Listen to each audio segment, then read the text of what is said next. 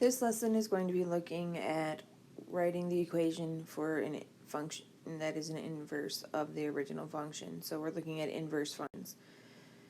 So let's say our original function is f of x equals 2x plus 1. To find the inverse function, or the inverse of f of x, we need to replace f of x with y. So I would have y equals 2x plus 1. In order to find the inverse, the variables switch. So I need to switch the variable. So then I would have x equals 2y plus 1. Now I need to solve this equation for y, because we always want it to be y equals.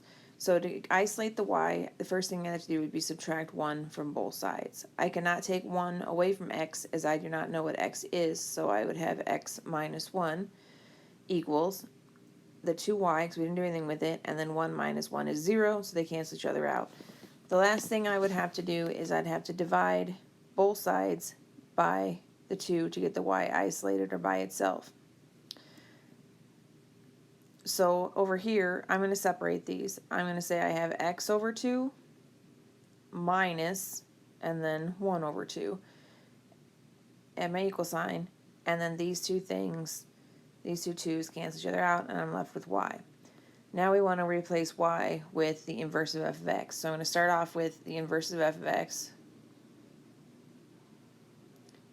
Right, the inverse of f of x is equal to x over 2 minus 1/2. And that is the inverse function.